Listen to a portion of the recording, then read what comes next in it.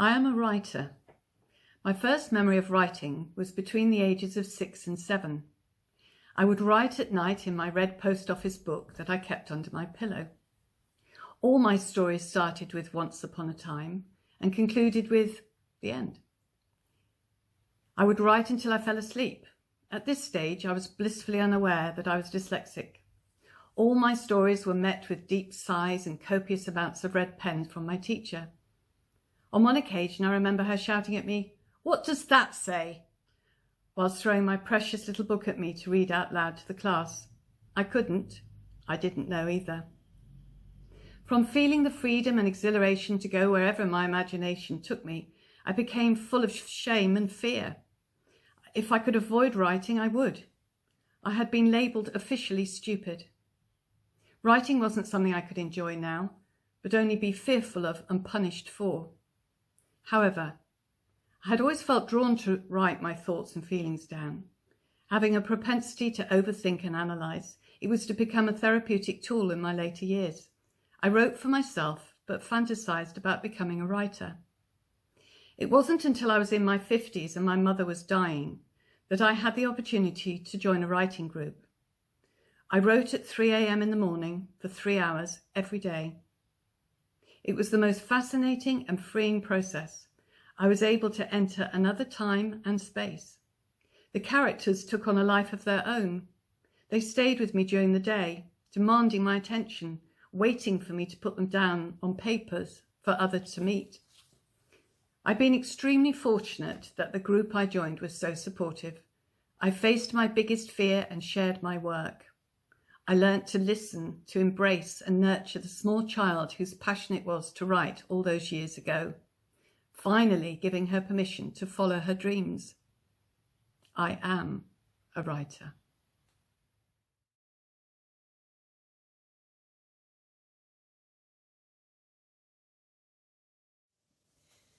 Words of friendship. Writing is not so much a journey to me, it is more a companion for the journey, a good friend by my side through the weird wending ways of my life. The best sort too, always there, but without demand for constant attention. Written word has befriended generations of my family before me, extraordinary, ordinary works passed down, translated, retold. I guess it was always known we would be close. Writing first came to me pre-teens, from short stories to poems to plays. Scripts subjected my long-suffering younger brother to the dressing-up box, putting words in his mouth to the applause of an adoring parental audience. It was then I discovered the power, the absolute control over when, what and how.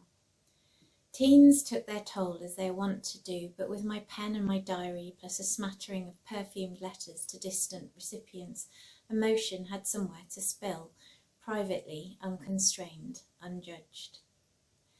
Then there were years when study, work and love left little time for my old creative friend.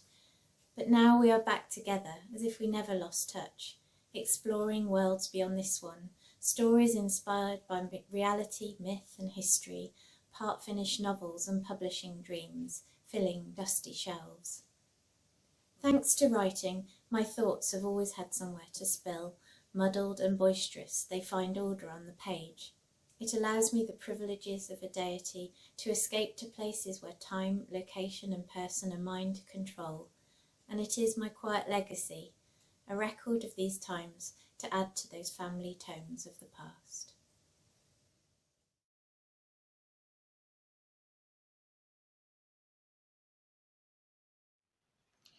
If there is any shred of creativity in you, it's a good idea to express it. At first, you might only want to put your thoughts down in writing as a means of making sense of what's going on in your life and hanging on to what remains of your sanity.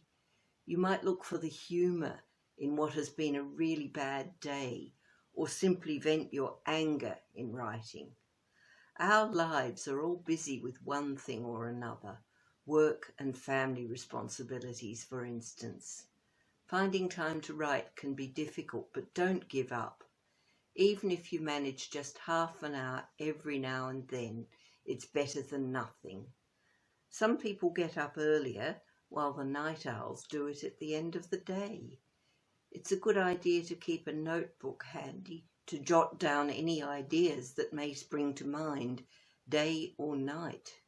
Ideas are your fuel. You need to have that in place to light the fire on your writing sessions. There's no point wasting this precious time staring at a blank screen or piece of paper. I've found a tremendous sense of community among writers, particularly those who publish their work independently. These days, you can't expect to become the next Stephen King or J.K. Rowling. Publishers mostly want to work with authors who are already known for something else. Very few unknowns get publishing deals. I gave up years ago trying to find an agent or publisher. I'm happy working at my own pace, writing things I enjoy. If you're new to writing, you may want to join a local or online group, but don't waste time messing around on Facebook or Twitter when you could be writing.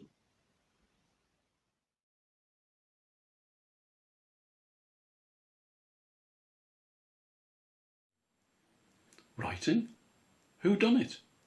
The usual suspects, including me. What's the motive and the MO? I just can't help it, really. I'm a serial offender, you see, since writing essays at school. Later in life, I got into creative writing groups, a real inspiration. Now, I write some strange poetry and even bits of prose. Nothing too grand, more for the fun of playing out with words. I'm trying to write a gorgeous, hypnotic cake, liberally topped with hundreds and thousands, the hundreds and thousands of people and experiences of my life. Who done it? I did, without remorse. And so can you.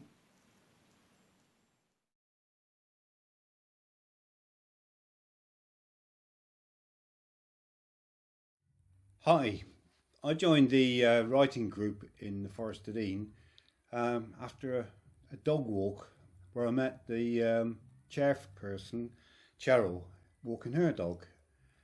And she managed to get out of me that I was trying to write a story about my life as a baby boomer, having got angry with somebody who said the trouble with you boomers is you've had it all. And I wanted to write my story growing up on a council estate and put the argument that he was blaming the wrong people. It was not a generational thing. It's not our fault that we had the best of the National Health Service and the best of education. The problem is that the people who took it away, the rich people. Anyway, Cheryl said, don't get me started on the boomers. My husband will go absolutely crackers about people having to go at the boomers. And she persuaded me to actually go along to a writing group, which I did with a bit of trepidation. And it was a great move from my part because I've ended up writing stories and even poetry and getting a lot of tips and hints and praise and criticism, which has been all to the very, very good for my, well, not a career, my hobby, if you like, of writing my memoirs. So I've got a dog here that's trying to get in on this. I would recommend going to groups such as ours because it's they're so friendly and so positive and so helpful. And I've entered a couple of competitions and I won one, and I've been published a couple of times. But that's not why I do it. I do it because I enjoy doing it, and I think you should have a go yourself. I'm 70 odd, and I'm sort of writing my memoirs for my friends and family to read if they want to bother. But they're for me. When I get a bit more forgetful in my old age, I can actually say, I wrote that. So get on with it and get in there writing. Cheers.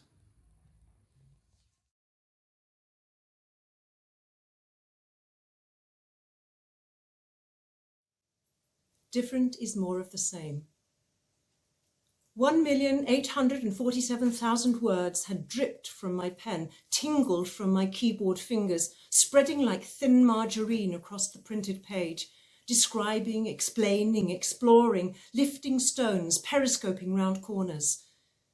The letters lined up in paragraphs like eager soldiers, erect, obedient, responsive. But each day at 5, I dismissed the letters and let them loose in the park. Do what you like, I would shout. Be yourselves, find yourselves. And they meant to move, they really did. But their tall edges and curling forms were sluggish. They lolled around, slovenly and wayward. Just, play, I would call. But they didn't know how. What is it, my friends? Day on day you order yourselves into sensible forms and insightful meanings. We make good ground, don't we? Another article, another chapter. I tell you what I want, and almost effortlessly, it seems, you form the words. We're a good team, you and I. They stood, sullen and shifty. And then we come here, away from the commissions, away from the reports, the analyses. No facts here. We can make what we like. We can write stories and poems. It's easy. We know how to do this. It's just more of the same. They shuffled their serifed feet awkwardly. Q looked sheepish. Her tail quivered. Yes, she said, that's the point. It is the same. But you've demobbed us, deranked us, taken away the order. I stared at Q and the others, willing me to bring the same focus and organisation to fiction that I applied to my daily non-fiction writing. All right, guys, I shouted, you may be in the park, but a soldier's never off duty. You, M, smarten yourself up. Hey, Z, get back over here where I can see you. You want to play? We're going to play. You, and you, line up, and you 5 behind them. We have a story to write.